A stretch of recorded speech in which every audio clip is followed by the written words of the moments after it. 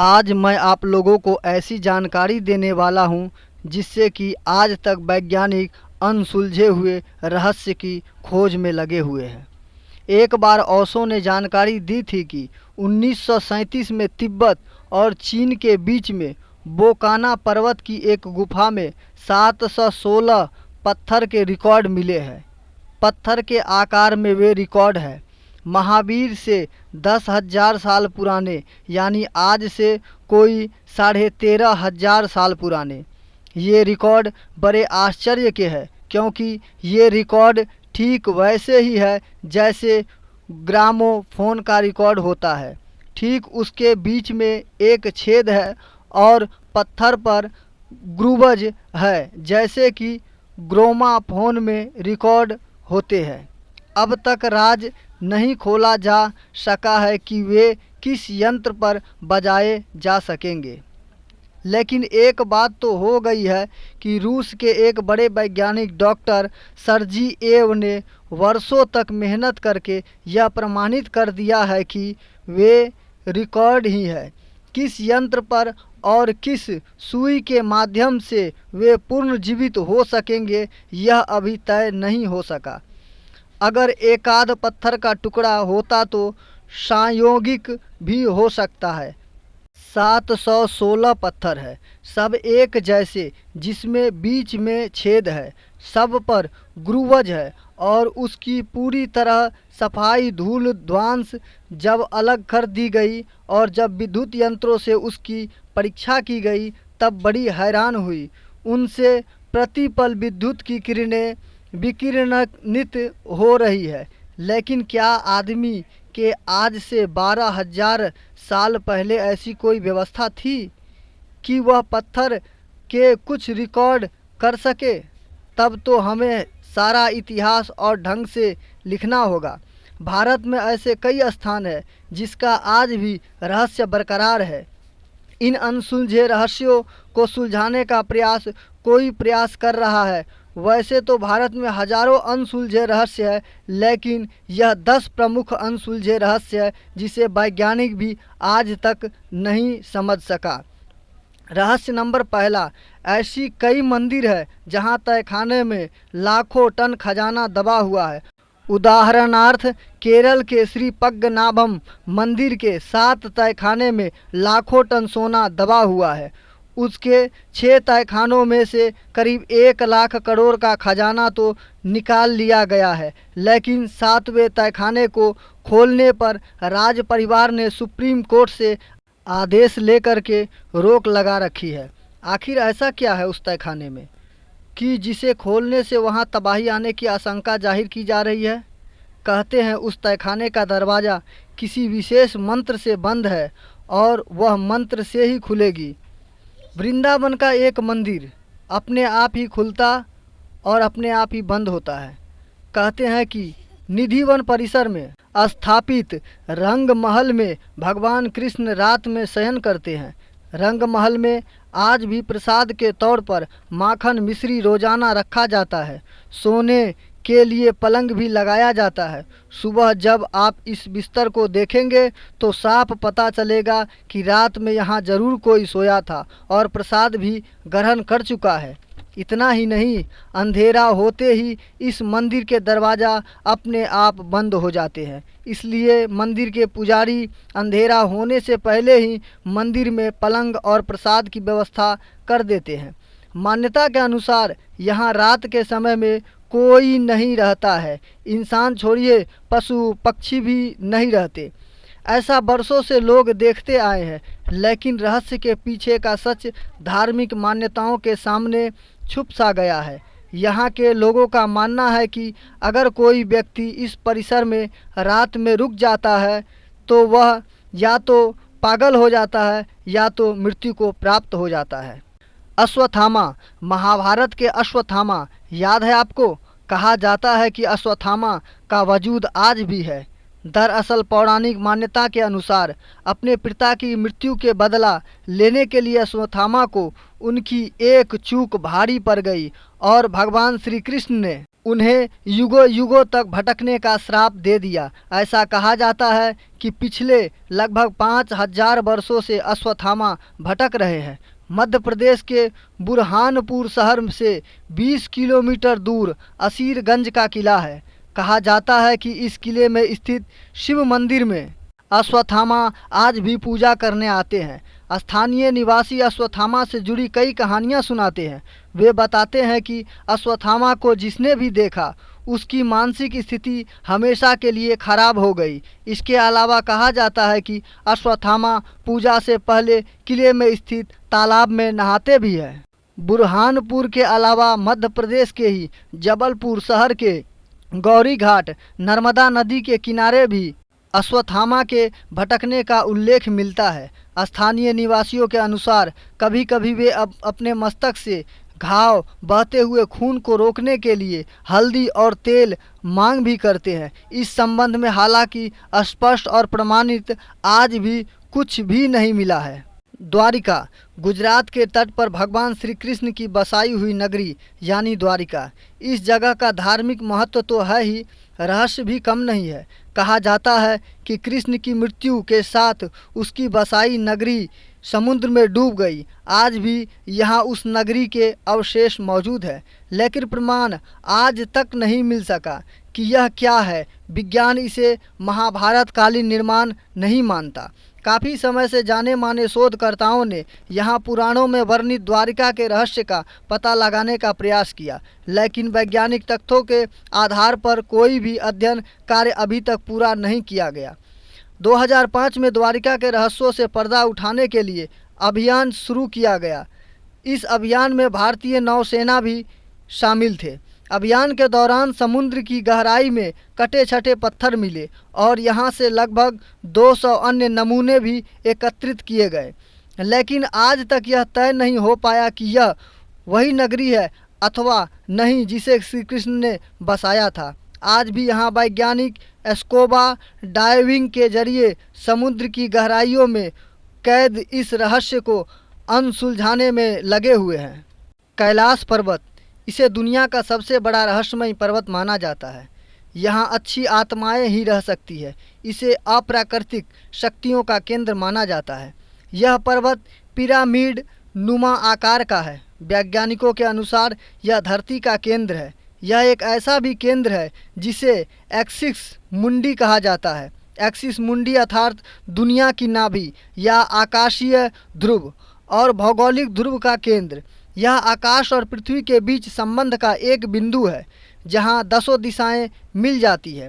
राशियां के वैज्ञानिकों अनुसार एक्सिस मुंडी का वह स्थान है जहां अलौकिक शक्ति का प्रभाव होता है और आप उस शक्तियों के साथ संपर्क कर सकते हैं। कैलाश पर्वत की संरचना कंपास के 4 दिक् बिंदुओं के समान है और एकांत स्थान पर स्थित है जहां कोई भी बड़ा पर्वत नहीं है। कैलाश पर्वत पर चढ़ना निषिद्ध है, पर 11वीं सदी में एक तिब्बती बौद्ध योगी मेल्ला रिपा ने इस पर चढ़ाई की थी। रसिया के वैज्ञानिकों की यह रिपोर्ट यूएन स्पेशियल मैगजीन के 2004 के जनवरी अंक में प्रकाशित हुई थी।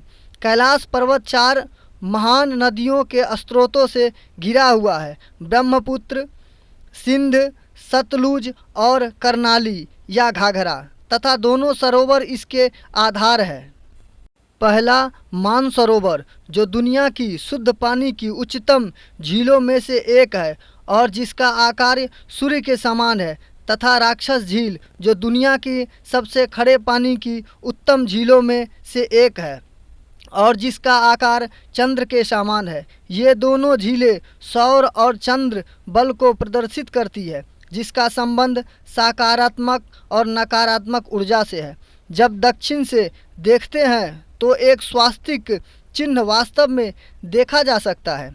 कैलाश पर्वत और उसके आसपास के वातावरण पर अध्ययन कर चुके रसिया के वैज्ञानिकों ने जब तिब्बत के मंदिरों में धर्मगुरुओं से मुलाकात की तो उन्होंने बताया कि कैलाश पर्वत के चारों ओर एक अलौकिक शक्ति का प्रवाह है, जिसमें तपस्वी आज भी आध्यात्मिक गुरुओं के साथ टेलीपैथिक संपर्क करते हैं। यह पर्वत मानव निर्मित एक विशालकाय पिरामिड है जो 100 छोटे पिरामिडों का केंद्र है।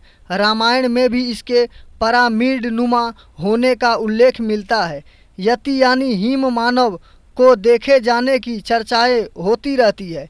इसका वास हिमालय में होता है। लोगों का कहना है कि हिमालय पर यति के साथ भूत और योगियों को भी देखा गया है जो लोगों को मारकर खा जाते हैं। सोन भंडार गुफा बिहार के राजगीर में छुपा है। मौर्य शासक बिंबासार का अमूल्य स्वर्ण भंडार बिहार का एक छोटा सा शहर राजगीर जो कि नालंदा जिले में स्थित है कई मायनों में महत्वपूर्ण माना जाता है। यह शहर प्राचीन समय में मगध की राजधानी थी। यहाँ पर भगवान बुद्ध ने मगध के सम्राट बिंबासार को धर्मोपदेश दिया था। यह शहर बुद्ध से जुड़े स्मारकों के लिए विशेष रूप से जाना जाता है। इसी राजगीर में है सोन भंडार गुफा। इस गुफा के बारे में कहा जाता है कि इसमें बेशकीमती खजाना छुपा हुआ है जिसे कि आज तक कोई नहीं खोज पाया है। यह खजाना मौर्य शासक बिंबासार का बताया जाता है। हालांकि कुछ लोग इसे पूर्व मगध सम्राट जरासंध का भी बताते हैं। अलया भूत लाइट पश्चिम बंगाल के दलदली इलाकों में से कई बार रहस्यमय रोशनी देखे जाने की जानकारी मिली थी। स्थानीय लोगों के मुताबिक यह उन मछुआरों की आत्माएं हैं जो मछली पकड़ते वक्त किसी वजह से मर गए थे। लोग इन्हें भूतों की रोशनी भी कहते हैं।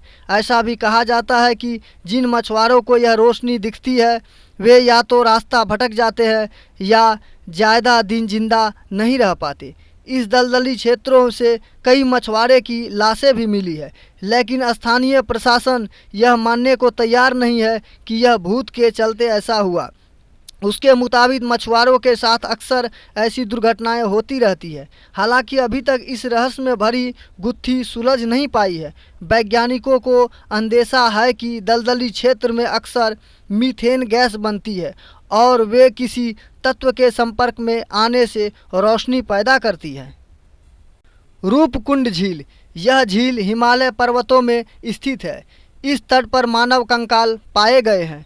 पिछले कई वर्षों से भारतीय और यूरोपीय वैज्ञानिकों के विभिन्न समूहों ने इस रहस्य को सुलझाने के कई प्रयास किए पर वे नाकाम रहे। भारत के उत्तरी क्षेत्र में खुदाई के समय नेशनल जियोग्राफिक भारतीय प्रभाग को 22 फुट का विशाल नरकंकाल मिला है। उत्तर के रेगिस्तानी इलाके में एमपटी क्षेत्र के नाम से जाना जाने वाला यह क्षेत्र सेना के नियंत्रण में है।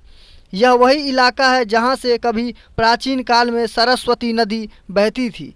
इस कंकाल को वर्ष 2007 में नेशनल जियोग्राफिक की टीम ने भारतीय सेना की सहायता से उत्तर भारत के कई इलाकों में खोजा। 8 सितंबर 2007 को इस आशय की खबर कुछ समाचार पत्रों में प्रकाशित हुई थी।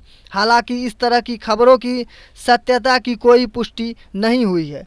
इस मामले में जब तक कोई अधिकृत बयान नहीं जारी होता यह असत्य ही माना जा रहा है।